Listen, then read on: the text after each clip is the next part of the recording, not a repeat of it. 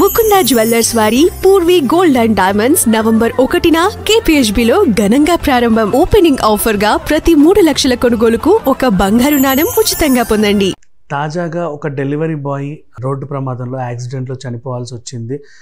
ఇది కర్ణాటకలో జరిగింది, బెంగళూరులో. అసలేం జరిగింది అంటే కేంబత్తహల్లి అనే ప్రాంతానికి చెందినటువంటి దర్శన్ అనే ఒక ఆయన ఫుడ్ డెలివరీ బాయ్గా పనిచేస్తున్నాడు. అంటే మనకు తెలిసిందే కదా, ఒక టైంకి ఫుడ్ ఆర్డర్ చేస్తే ఆ టైంకి డెలివరీ ఇవ్వకపోతే వాళ్ళకు కూడా కొన్ని పనిష్మెంట్స్ లేకపోతే ఏవేవో ఉంటాయి, టిప్స్ వాట్ ఎవర్. ఇక బెంగళూరులో అంటావా ట్రాఫిక్ బాగా ఎక్కువ కాబట్టి వెళ్ళడానికి చాలా కష్టం కాబట్టి వీలైనంత తొందరగా వెళ్ళడానికే ట్రై చేస్తారు, డెలివరీ ఇవ్వడానికి ట్రై చేస్తారు. ఈ టైంలో రోడ్డు మీద చిన్న చిన్న ప్రమాదాలు కూడా జరుగుతూ ఉంటాయి. అసలేం జరిగింది అంటే కేరళలో మార్షల్ ఆర్ట్స్ విభాగానికి చెందినటువంటి ఒక ట్రైనర్ మనోజ్ కుమార్, వాళ్ళ భార్య ఆరతి శర్మ, వీళ్ళిద్దరు కలిసి కారులో ప్రయాణిస్తున్నారు. ఈ టైంలో ఏమైందంటే రోడ్డు మీద మనకు తెలిసిందే కదా, కార్కి చిన్నగా బైక్ డాష్ అయినా, బైక్కి చిన్నగా కార్ డాష్ ఇచ్చినా కాసేపు గడి ఓ పంచాయతీ పెట్టుకుంటారు. అలాగే ఈ అబ్బాయి ఈ బైక్ అన్ఎక్స్పెక్టెడ్గా అనుకోకుండా తెలిసో తెలియకో ఆయన కారు సైడ్ మిర్రర్కి తగిలింది. తగిలిన తర్వాత ఇతను ఏం చెప్పాడంటే, సారీ సార్ నేను అర్జెంటుగా ఫుడ్ డెలివరీ చేయాలి, ఏమనుకోకండి అని చెప్పేసి వెళ్ళిపోయాడు తన రూట్లో తాను.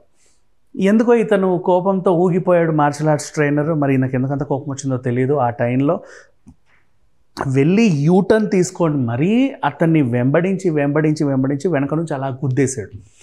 ఫస్ట్ ఇది హిట్ అండ్ రన్ కేసు అనుకున్నారు పోలీసులు, కానీ తర్వాత సీసీటీవీ ఫుటేజ్లో బాగా గమనిస్తే కారు కావాలనే వచ్చి వేగంగా గుద్దినట్లుగా గుర్తించారు. ఇక గుద్దిన తర్వాత ఈ దర్శన్ ఎగిరి పడ్డాడు, ఆయన ప్రాణం కూడా పోయింది. అంటే హాస్పిటల్ తరలించారులే చుట్టుపక్కల వాళ్ళు. బట్ ఈలోపు అంటే కొంచెం తీవ్రంగా తగిలింది కాబట్టి, ఉద్దేశపూర్వకంగా చేశారు కాబట్టి ఆయన ప్రాణం పోవాల్సి వచ్చింది. దీనికి సంబంధించి పోలీసులు ఏం చేశారంటే మళ్ళీ ఒకసారి సీసీటీవీ ఫుటేజ్ గమనిస్తే రాత్రి మళ్ళీ అదే టైంకి అదే కారులో ఈ జంట మాస్క్లు వేసుకొని వచ్చి రోడ్డు మీద వాళ్ళ సామాన్లు ఒక కారుకు సంబంధించిన ఏమైనా చిన్న చిన్న పార్ట్స్ పడిపోయి ఉంటాయి. అంటే ఇప్పుడు మళ్ళీ ఉన్న పార్ట్లను అతికించుకోవడం కొంచెం ఖర్చు తక్కువ, కొత్త పార్ట్లను అతికించుకోవాలంటే ఖర్చు ఎక్కువ కాబట్టి మళ్ళీ అక్కడికి వచ్చి ఆ పార్ట్లను పట్టుకొని వెళ్ళిపోయారనమాట. దీని ఆధారంగా తీసుకొని పోలీసులు ఆ జంటను అరెస్ట్ చేయడం, వాళ్ళు కూడా అవునండి మేమే చేసామని ఒప్పుకోవడం జరిగిపోయింది. కాకపోతే ఇప్పుడు పోయిన ప్రాణం ఎక్కడి నుంచి వస్తుంది? రోడ్డు మీద మనకు తెలిసి చాలాసార్లు చూస్తూ ఉంటాం, ఈ బండి ఆ బండి బంపర్ టు బంపర్ వెళ్తున్న టైంలోనో, బాగా వర్షం వచ్చినప్పుడు, లేకపోతే సిగ్నల్ దగ్గర టర్నింగ్స్ తీసుకునే టైంలోనో తెలిసో తెలుగు కావాలనైతే ఎవరెవరికి టచ్ చేయరు. ఎందుకంటే వాళ్ళకైనా వీళ్ళకైనా చిన్న ర్యాష్ పడ్డ ప్రాణం పోతుంది కారు కంటే. మరి ఏమైందో తెలియదు, మొత్తానికైతే సైడ్ మిర్రర్ అలా రాక్కుపోయింది.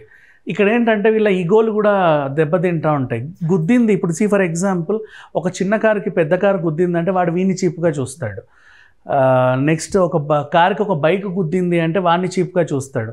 ఆ బైక్ మీద ఉన్న అబ్బాయి డెలివరీ బాయో లేకపోతే స్విగ్గీ జొమాటో డెలివరీ బాయో ఇట్లాంటివి ఉంటే కనుక ఇంకా చీప్గా అయిపోతుంది. అంటే నువ్వెంత నీ బతికెంత అన్నట్టుగా మొహం పెట్టేసి నేనేంటి అనే అహం బయటకు వచ్చేసి ఇలాంటి నేరాలన్నీ జరుగుతూ ఉంటాయి. ఎప్పుడైనా సరే క్షమాగుణం అనేది ఒకటి మనసులో ఉంటే నిజంగా ఎవరికైనా సరే ఉండదు, అక్కడ పెద్ద ప్రాబ్లం ఏం కాదు. ఈవెన్ దో కావాలంటే అంటే ఆ అబ్బాయి ప్రాబ్లం ఏంటంటే తను ఫుడ్ డెలివరీ చేయాలి, జొమాటోలో పనిచేస్తున్నాడని ఆల్రెడీ తెలుసు, ఫోన్ నెంబర్ తీసుకోవచ్చు, పెద్ద విషయం కాదు. నువ్వు నాకు తర్వాత వచ్చి సమాధానం చెప్పన్నా చెప్తాడు. లేదు నీకేం పని లేదు అంటే వాడితో పాటు ఆ డెలివరీ లొకేషన్ దగ్గరికి వెళ్ళి ఓ సైడ్ పార్క్ చేసుకొని పంచాయతీ పెట్టుకొని, అంటే ఇన్ కేసు ఏమైనా చాలా తీవ్రంగా ఉంటే పెద్ద పెద్ద సొట్టలు పడిపోతే ఇలా చేయొచ్చు. చిన్న ప్రమాదాలకి, ప్రమాదం అని కూడా కాదు, ఇట్ విల్ హ్యాపెన్ చెప్పాలంటే. ఇప్పుడు అక్కడ ఒక మనిషి ఉన్నాడు కాబట్టి ఒరే అనగలిగావు. ఏ స్తంభానికో నీ అద్దం రాసుకుపోతే తలరాతను వదిలేస్తాం కదా, అలా ఎందుకు తీసుకోవట్లే? మనం మనిషి ఉంటే ఒకలాగా, అక్కడ వస్తువు ఉంటే ఒకలాగా రియాక్ట్ అవుతున్నారు. గోడకి రాక్కుంటే నీకు రాదు కోపం, బాధ వేస్తుంది నీ మీద నీకే, జాలేస్తుంది నీ మీద నీకే. ఆ రాక్కుంది పక్కోడి బండనో లేకపోతే పక్కోడి మనిషి అక్కడ ఉన్నాడనో తెలిస్తే మాత్రం వెంటనే పూనకం వచ్చేస్తుంది. ఇట్లా రాకుండా ఇప్పుడు చూడు ఏమీ అవ్వలేదు, జస్ట్ క్షణికావేశం, మరీ ఆవేశం ఒక్కొచ్చి వాడిని గుద్దావు, సరే గుద్దితే గుద్దావు, మనిషి ప్రాణం పోయింది.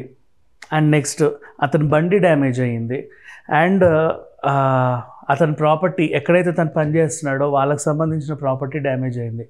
3 రకాల వాళ్ళు నీ మీద కేసు పెట్టొచ్చు సుమోటోగా తీసుకొని. అండ్ నెక్స్ట్ ఆ జనాలు కూడా కేసు పెట్టొచ్చు, బోల్డ్ అన్ని కేసులు ఫైల్ అవుతాయి, జైలుకి వెళ్తారు, బయటికి రారు.